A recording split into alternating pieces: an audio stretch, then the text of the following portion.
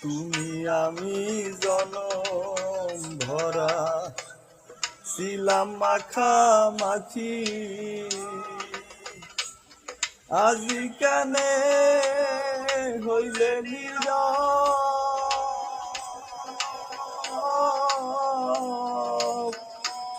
Mail দুটি আখিরে পাখি।